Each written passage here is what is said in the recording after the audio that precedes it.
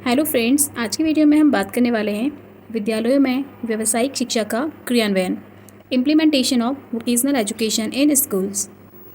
तो सबसे पहले बात करते हैं व्यावसायिक शिक्षा होती क्या है। व्यावसायिक शिक्षा एक ऐसी शिक्षा है जिसमें विद्यार्थियों को केवल किताबी ज्ञान नहीं बल्कि किसी कार्य या व्यवसाय से जुड़ी हुई प्रैक्टिकल स्किल भी सिखाई जाती है। मीन्स की एक व्यवहारिक स्किल जिसके बेस पे बच्चा आफ्टर स्कूल खुद का कोई रोज़गार स्टार्ट कर सके, रोज़गार के लिए तैयार करती है। इसका उद्देश्य है प्रैक्टिकल स्किल्स डेवलप करती है बच्चे के अंदर, बच्चों की एम्प्लॉयबिलिटी को बढ़ाती है, एंटरप्रेन्योरशिप को बढ़ावा देती है और शिक्षा को इंडस्ट्री की ज़रूरतों से जोड़ती है। इसके एग्जांपल हैं computer, agriculture, health care, beauty and wellness आदि जैसे क्षेत्रों की प्रैक्टिकल ट्रेनिंग वोकेशनल एजुकेशन के अंदर दी जाती है।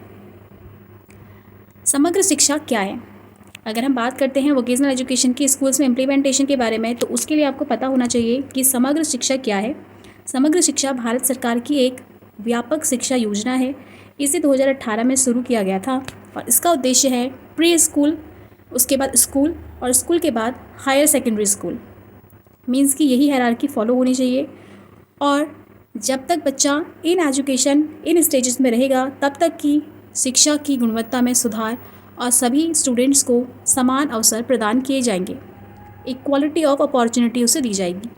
इसमें शामिल है SSA, जिसे हम सर्व शिक्षा अभियान भी कहते हैं, RMSA रमसा भी जिसे बोला जाता है, राष्ट्रीय माध्यमिक शिक्षा अभियान, और नेक्स्ट है टीचर एजुकेशन। तो ये सारे के सारे समग्र शिक्षा के अंदर आते हैं। NSQF की आवश्यकता क्यों पड़ी? जब हम बात करते हैं वोकेशनल एजुकेशन की स्कूल्स में इम्प्लीमेंटेशन की, तो हमें NSQF को समझना भी ज़रूरी है और इसकी आवश्यकता क्यों पड़ी। NSQF हमने अपनी पिछली वीडियो में भी डिस्कस किया था। NSQF का उद्देश्य है वोकेशनल ट्रेनिंग स्टैंडर्ड हो, इंडस्ट्री रिलेवेंट हो और आसानी से पहचान योग्य हो, अलग अलग एरियाज़ में ट्रांसफरेबल हो और रोज़गार के अवसर बढ़ाए। आसान भाषा में स्टूडेंट्स ने क्या सीखा, वो क्या कर सकता है और उसके स्किल का लेवल क्या है, इन सारी चीज़ों के जवाब दिए जाते हैं। इन सभी को एक व्यावसायिक फ्रेमवर्क में समझने में जो NSQF होता है वो बहुत ज़्यादा हेल्प करता है। उसके बाद हम देखेंगे कि वोकेशनल एजुकेशन प्लस समग्र शिक्षा, इन दोनों को कंबाइन अगर हम करते हैं तो दोनों का ही रिलेशन समग्र शिक्षा के अंतर्गत जो स्टूडेंट्स हैं वो वोकेशनल एजुकेशन को बढ़ावा दिया जाता है और इसका उद्देश्य है एजुकेशन के साथ साथ स्किल के साथ साथ बच्चे को एम्प्लॉयमेंट मिले और एम्प्लॉयमेंट को एक साथ जोड़ा जाए। मीन्स कि बच्चे की एजुकेशन, उसकी स्किल और एम्प्लॉयमेंट, इन तीनों को कंबाइन करके बच्चे को स्टार्टिंग से प्रिपेयर किया जाए। इसमें स्टूडेंट को रोज़गार के लिए तैयार करते हैं, प्रैक्टिकल नॉलेज दी जाती है बच्चे को, एंटरप्रेन्योरशिप सिखाई जाती है और इंडस्ट्री की ज़रूरतों को समझने के लिए बच्चे को प्रेरित किया जाता है और उसे सारी चीज़ें समझाई जाती है। जब हमारी समग्र शिक्षा वोकेशनल एजुकेशन से जुड़ जाती है, उसके बाद हम बात करते हैं NSQF क्या है। नेशनल स्किल्स क्वालिफिकेशंस फ्रेमवर्क, इसकी फुल फॉर्म है national skills qualification framework, NSQF, जिसे हम हिंदी में राष्ट्रीय कौशल योग्यता ढांचा भी बोलते हैं। ये एक कॉम्पिटेंसी बेस्ड फ्रेमवर्क होता है और ये स्टूडेंट्स की नॉलेज, स्किल, एप्टीट्यूड और कॉम्पिटेंसी के आधार पे, कॉम्पिटेंसी के बेस पर क्वालिफिकेशंस को अलग अलग लेवल्स में अरेंज करता है। NSQF के लेवल्स हैं लेवल 1 से लेकर लेवल 8 तक। मीन्स कि टोटल 8 लेवल में ये वर्क करता है। लेवल बढ़ने के साथ साथ, जैसे ही लेवल बढ़ते जाते हैं तो लेवल बढ़ने के साथ साथ बच्चे की नॉलेज, स्किल और रिस्पॉन्सिबिलिटी का लेवल भी बढ़ता जाता है। NSQF का लेवल 1 से लेकर 8 तक अगर हम देखते हैं तो सबसे नीचे आता है इसका लेवल 1, क्योंकि एक पिरामिड की तरह काम करता है और क्योंकि 8th लेवल सबसे हाईएस्ट लेवल है तो वो ऊपर रहता है। तो सबसे नीचे होता है, सबसे लो लेवल होता है, वो है लेवल 1। इसमें बच्चे को बेसिक एलिमेंट्री स्किल सिखाई जाती है, मतलब इसमें बच्चे को बेसिक अवेयरनेस की चीज़ें और कुछ छोटी छोटी सी सिंपल सी एक्टिविटीज़ कराई जाती हैं। तो ये लेवल 1 है जो कि बहुत ही बेसिक होता है। इसके बाद हम बात करते हैं लेवल 2 की। लेवल 2 में fundamental knowledge and limited skills, यहाँ पे बच्चे को फंडामेंटल नॉलेज दी जाती है और कुछ लिमिटेड स्किल्स दी जाती हैं। अभी भी बच्चे को स्किल्स सिखाने पे फुल्ली फोकस नहीं किया जाता। इसमें basic understanding and simple task बच्चे को दिए जाते हैं, जिससे बच्चे की स्किल्स कुछ लेवल से इंक्रीज़ होना स्टार्ट करती है। लेवल 2 के बाद बच्चा आता है लेवल 3 में। लेवल 3 अब थोड़ा सा एडवांस होने लगता है। लेवल 3 में ऑपरेशनल एंड टेक्निकल स्किल्स को रखा गया है। लेवल 3 में बच्चा कुछ इंडिपेंडेंटली अपने आप से ही कुछ रूटीन सिचुएशंस को हैंडल करता है। यहाँ पे ऐसी ऐसी सिचुएशन दी जाती हैं बच्चे को जो बच्चे के रूटीन से रिलेटेड होती हैं और बच्चा उनको करने के लिए इंडिपेंडेंट होता है। लेवल 3 के बाद लेवल 4 आता है, जहाँ पे specialised knowledge and procedural skills बच्चे को सिखाई जाती हैं। Means work with guidance and task responsibility. यहाँ पे बच्चे को स्पेशलाइज्ड नॉलेज दी जाती हैं और ये लेवल थोड़ा सा एडवांस है, जहाँ पे बच्चे को अब अपने खुद से एफर्ट करने स्टार्ट करने पड़ते हैं। मींस कि यहाँ पे बच्चे की नॉलेज स्पेशलाइज्ड हो जाती है और बच्चा यहाँ पे दूसरे की गाइडेंस को भी समझने लगता है और गाइडेंस लेके वो काम करना स्टार्ट करता है। लेवल 4 के बाद लेवल 5 जब आता है तो यहाँ पे मल्टी डिसिप्लिनरी स्पेशलाइज्ड नॉलेज की बात करते हैं हम। यहाँ पे integrated knowledge and complex problem solving की स्किल बच्चे को सिखाई जाती है। मीन्स कि अब बच्चा इस लेवल पे आने के बाद कुछ हद तक अपनी प्रॉब्लम्स को खुद सॉल्व करना स्टार्ट कर देता है। इसके बाद लेवल 6 आता है, एडवांस्ड नॉलेज एंड स्पेशलाइजेशन। यहाँ पे बच्चे की नॉलेज एडवांस लेवल की हो जाती है और उसे पर्टिकुलर किसी एक स्किल में स्पेशलाइज्ड कर दिया जाता है या फिर करने पर काम चल रहा होता है। इसमें बोल सकते हैं in depth understanding and professional skills. यहाँ पे बच्चे को उसकी पर्टिकुलर स्किल्स की इन डेप्थ नॉलेज दी जाती है और उसे उस स्किल पे परफेक्ट बनाने पे बहुत ही हाई लेवल का काम चल रहा होता है। उसके बाद लेवल 7 जब आता है, यहाँ पे extensive and specialised knowledge. Again specialisation की बात स्टार्ट हो चुकी है पहले से ही। यहाँ पे एक्सटेंसिव एंड स्पेशलाइज्ड नॉलेज होती है। Advanced knowledge and strategic skills. यहाँ पे स्ट्रेटेजी की भी बात हो रही है और नॉलेज का लेवल एडवांस होता ही जा रहा है, जो कि लेवल 5 से एडवांस होने लग गया था। लास्ट में लेवल 8, जब तक हम लेवल 8 तक आते हैं जो उसका सबसे हाई लेवल होता है, लास्ट लेवल जिसे हम बोलते हैं, इस लेवल पे आने तक highly specialised expert knowledge. Means कि बच्चा बहुत ही ज़्यादा हाईली स्पेशलाइज्ड अपने एक पर्टिकुलर स्किल्स पे हो जाता है, जिसमें भी उसका इंटरेस्ट होता है वो उसमें स्पेशलाइज्ड हो जाता है, परफेक्ट हो जाता है, एक्सपर्ट हो जाता है।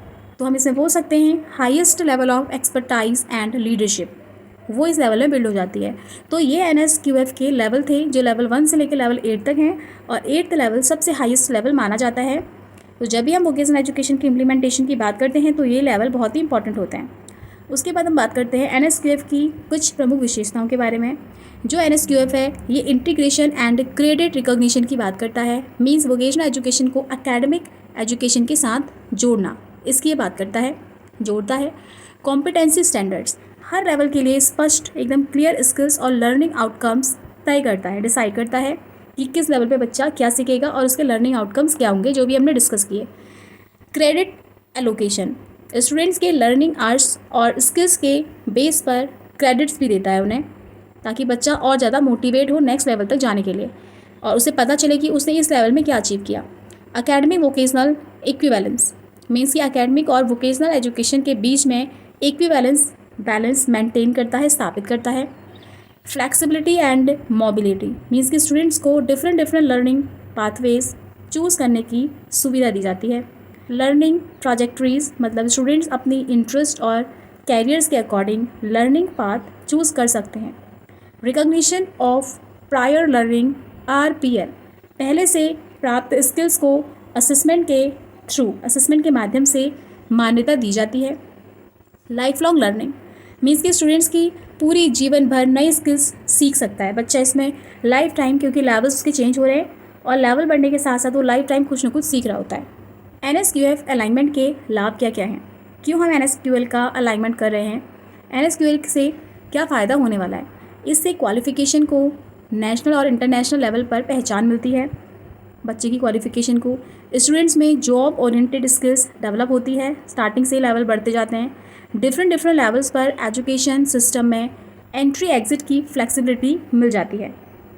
इंडस्ट्री की ज़रूरतों के अकॉर्डिंग स्किल्स डेवलप होती है और एम्प्लॉयबिलिटी बढ़ती है। वर्कफोर्स स्किल्स गैप कम करने के लिए मदद मिलती है और लाइफ लॉन्ग लर्निंग को बढ़ावा मिलता है। तो ये इसके NSQF के वोकेशनल एजुकेशन के साथ अलाइनमेंट के कुछ बेनिफिट्स हैं।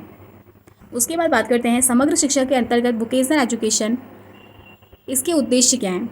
एक्चुअली यहाँ पे ये स्लाइड में थोड़ा सा मिसप्रिंट हुआ है, थोड़ा सा मिस्टेक हुई है, तो इस पर ध्यान मत देना। तो हम IAS के उद्देश्य पर बात करते हैं, जो उसके मेन एरियाज़ हैं। तो इसके मेन एरियाज़ हैं, समग्र शिक्षा के अंतर्गत व्यावसायिक शिक्षा के प्रमुख क्षेत्र। पहला है पॉलिसी फ्रेमवर्क, सेकंड है मेन स्ट्रीम एजुकेशन के साथ integration, NSQF based curriculum. NSQF क्या है ये भी हम डिस्कस कर चुके हैं। वोकेशनल लैब्स बनाना, टीचर ट्रेनिंग की बात करना और इंडस्ट्री कोलैबोरेशन।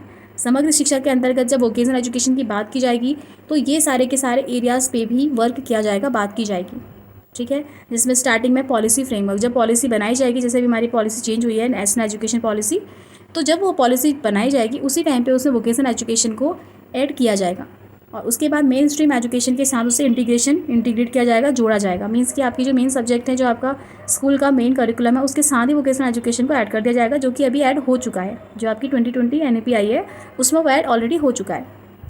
तो उसके बाद बात करते हैं मेन स्ट्रीम एजुकेशन से इंटीग्रेशन। ये है क्या इसका मतलब? जो भी हमने एरिया देखा, इसका मतलब क्या है? Vocational plus academic education, vocational subject को रेगुलर एकेडमिक सब्जेक्ट के साथ इंटीग्रेट किया जाता है। जो मैं भी आपको बता चुकी हूँ कि जो भी आप अपने सब्जेक्ट पढ़ रहे हैं उसी के साथ वोकेशनल एजुकेशन को इंटीग्रेट कर दिया जाएगा। मीन्स कि आपको कोई सेपरेट से वोकेशनल एजुकेशन का सब्जेक्ट या फिर करिकुलम नहीं दिया जाएगा, वो आपके मेन सब्जेक्ट के साथ ही उसे कोलैब कर दिया जाएगा, इंटीग्रेट कर दिया जाएगा। मेन स्ट्रीम एजुकेशन से इंटीग्रेशन कैसे होगा, इस पर बात करते हैं। पहला है फ्लैक्सिबल टाइम टेबल। स्कूल्स का जो टाइम टेबल होगा उसको फ्लैक्सिबल बनाना है ताकि स्टूडेंट्स दोनों तरह की पढ़ाई को कर सके। मीन्स कि फ्लैक्सिबल होना चाहिए, बहुत ज़्यादा रिजिड आपका करिकुलम टाइम टेबल नहीं होना चाहिए स्कूल्स का। सेकंड है, जब हम इसको इंटीग्रेट करेंगे मेन स्ट्रीम एजुकेशन से, तो एकेडमिक सब्जेक्ट के साथ वोकेशनल सब्जेक्ट, यानी कि विद्यार्थी जो है वो उसके जो नॉर्मल सब्जेक्ट होते हैं उसके साथ साथ वोकेशनल सब्जेक्ट को भी पढ़ लेगा। क्रेडिट ट्रांसफ़र, यानी कि वोकेशनल एजुकेशन में जो भी उसे क्रेडिट मिलेंगे वो उसकी एकेडमिक जो क्वालिफिकेशन होगी या अभी जो उसका रिजल्ट होगा उसमें भी वो ऐड होंगे। मीन्स कि उसके बेस पर ही उसका रिजल्ट तैयार होगा। उसके जो वोकेशनल एजुकेशन के एकेडमिक क्रेडिट हैं वो मतलब ऐसा नहीं होगा कि को करिकुलर एक्टिविटी थी वो ऐड नहीं होंगे, नहीं, उन्हें भी मेन सब्जेक्ट की तरह ही ट्रीट किया जाएगा। प्रैक्टिकल लर्निंग, वोकेशनल जो एक्टिविटीज़ होंगी और जो आपके प्रोजेक्ट वगैरह होते हैं, प्रैक्टिकल्स होते हैं, इनके थ्रू जो आपकी लर्निंग होगी उस पर जोर दिया जाएगा। मीन्स कि आप जो भी करेंगे लर्निंग बाय डूइंग पे फोर्स, लर्निंग बाय डूइंग के ऊपर इन्होंने फोकस किया है। लर्निंग मीन्स कि hand on experience, hand on learning की बात कर रहे हैं।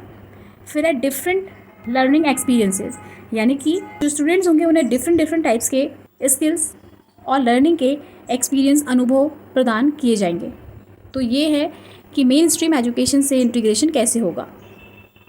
NSQF based curriculum. अब जब हम बात करते हैं कि NS बेस्ड करिकुलम होना चाहिए, NSQF, और NSQF क्या है, ये 8 लेवल अभी हम डिस्कस कर चुके हैं। तो ये क्या होने वाला है, जो करिकुलम डिज़ाइन होगा वो वोकेशनल कोर्सेज़ को NSQF के अकॉर्डिंग डिज़ाइन किया जाएगा।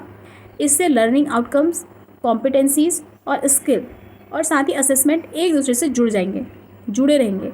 और इसका बेनिफिट क्या होगा, जो आपके लर्निंग आउटकम है वो आपकी कॉम्पिटेंसी से आपकी स्किल से आपका असेसमेंट। तो इसका बेनिफिट ये होगा कि स्टूडेंट होगा वो वही स्किल सीखता है इसमें जिसकी उसे नीड होती है या फिर जिसकी नीड इंडस्ट्री और एम्प्लॉयमेंट में होती है। तो इससे बच्चा बेरोजगार तो नहीं रहने वाला है। करिकुलम डिज़ाइन करते टाइम वोकेशनल कोर्सेज़ को NSQF के अकॉर्डिंग डिज़ाइन किया जाएगा। NSQF को ध्यान में रखते ही वोकेशनल कोर्सेज़ बनाए जाएंगे। इससे बच्चे के लर्निंग आउटकम से कॉम्पिटेंसी से स्किल से असेसमेंट, और जब सारी चीज़ें मिल जाएंगी तो ये सारे के सारे जब आपस में जुड़े रहेंगे तभी हमारी जो एजुकेशन है वो वोकेशनल एजुकेशन बन सकती है और सक्सेसफुल हो सकती है। Vocational lab and infrastructure.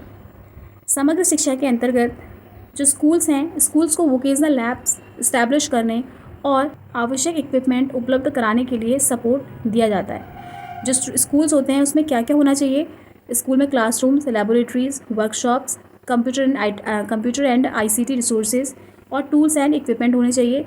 क्योंकि सिर्फ बोलने से नहीं होगा, इन सारी चीज़ों को इम्प्लीमेंट अगर हमें करना है तो हमारे पास रिक्वायर्ड रिसोर्सेज होना बहुत ज़रूरी है, तभी हम इनका इम्प्लीमेंटेशन एक बेटर वे में कर पाएंगे।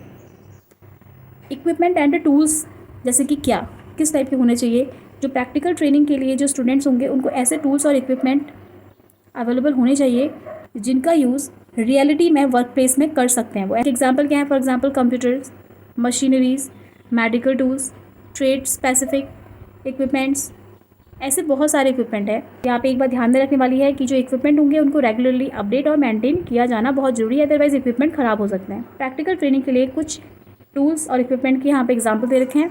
कंप्यूटर मशीनरीज जैसे सिलाई कढ़ाई मशीन, अगर आप सिलाई कढ़ाई सिखाना चाहते हो तो सिलाई के लिए सिलाई मशीन होनी चाहिए, मेडिकल टूल्स होने चाहिए, ऐसे बहुत सारे अलग अलग टूल्स हैं। अगर प्लम्बरिंग सिखानी है बच्चे को तो उसके लिए टूल्स होने चाहिए। मीन्स कि बच्चे को ना सारी चीज़ें रियलिटी में सिखानी है, जो उसे वो रियली कर रहा है उसको वो सारी चीज़ें बिल्कुल रियल एक्सपीरियंस देना है। आईसीटी एंड डिजिटल रिसोर्सेज की अगर हम बात करते हैं तो टेक्नोलॉजी का जो यूज़ है वोकेशनल एजुकेशन में आईसीटी लर्निंग को और ज़्यादा प्रभावी बना सकती है। डिजिटल रिसोर्सेज यानी e learning platforms, virtual lab, smart classrooms, simulation tools, digital learning content, ये सारे इसके अंदर आ जाएंगे और उसका बेनिफिट होगा विद्यार्थी जो स्टूडेंट्स हैं उनको इंटरेक्टिव और प्रैक्टिकल लर्निंग एक्सपीरियंस मिलेगा। ह्यूमन रिसोर्सेज की बात अगर हम करते हैं तो वोकेशनल एजुकेशन के लिए कौन ज़रूरी है? वोकेशनल टीचर्स होने चाहिए जो कि सबसे इम्पॉर्टेंट है, वोकेशनल कोऑर्डिनेटर्स होने चाहिए, स्किल्ड ट्रेनर्स होने चाहिए, इंडस्ट्री एक्सपर्ट्स होने चाहिए और इन सभी की मदद से वोकेशनल एजुकेशन को एक इफ़ेक्टिव तरीके से स्कूल में इम्प्लीमेंट किया जा सकता है। टीचर ट्रेनिंग की अगर हम बात करें तो टीचर ट्रेनिंग क्यों ज़रूरी है? वोकेशनल टीचर्स को केवल सब्जेक्ट नॉलेज ही नहीं होनी चाहिए बल्कि practical skills, pedagogical skill, industrial trends, new technologies, modern teaching methods, इन सब की नॉलेज होनी चाहिए। इसलिए कंटिन्यूस प्रोफेशनल डेवलपमेंट CPD बहुत ही ज़्यादा ज़रूरी है। इंडस्ट्री कोलैबोरेशन की अगर हम बात करें तो schools plus industry equals to better skill. Industry के साथ जो पार्टनरशिप है उससे स्टूडेंट्स को वास्तविक मतलब रियल रूप में वर्क प्लेस का अनुभव एक्सपीरियंस मिलेगा। अपॉर्चुनिटीज़ क्या होंगी? Internship, apprenticeship, guest lectures, industry visits, on the job training और इसके बेनिफिट होंगे जो स्टूडेंट्स हैं उनको वर्ल्ड ऑफ वर्क के लिए तैयार किया जाएगा। सेफ्टी एंड स्टैंडर्ड की बात करते हैं। वोकेशनल लैब्स में सेफ्टी सबसे ज़्यादा इम्पॉर्टेंट है और सेफ्टी सबसे ज़रूरी है क्योंकि विद्यालय जो होते हैं स्कूल जो होंगे उसमें सेफ्टी स्टैंडर्ड्स का पालन करना चाहिए। इक्विपमेंट की रेगुलर मेंटेनेंस होनी चाहिए। स्टूडेंट्स को सेफ्टी ट्रेनिंग देनी चाहिए। टीचर्स स्टाफ को भी सेफ्टी प्रोसीजर्स पता होने चाहिए। वर्कशॉप्स और लैबोरेटरीज़ को सुरक्षित रखना चाहिए। इसके बाद बात करते हैं इनोवेटिव अप्रोचेस की। New technique plus vocational education, blended learning का यूज़ करना है तो ऑनलाइन प्लस ऑफलाइन लर्निंग को एक साथ जोड़ना है। इसके एग्जांपल है वर्चुअल रियलिटी VR जो आप सबने सुना ही होगा, online training, simulation, digital content, practical demonstration और विशेष रूप से वेल्डिंग, ऑटोमोबाइल रिपेयर जैसे अलग अलग एरियाज़ में वर्चुअल ट्रेनिंग उपयोगी हो सकती है।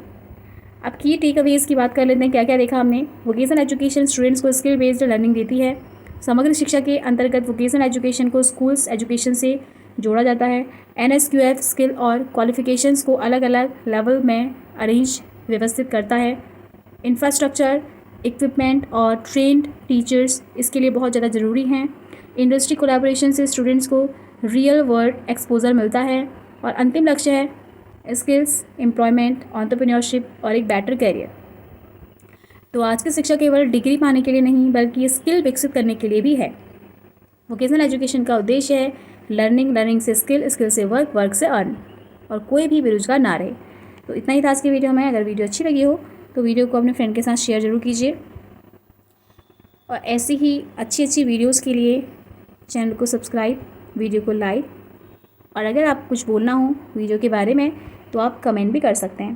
Thanks for watching video.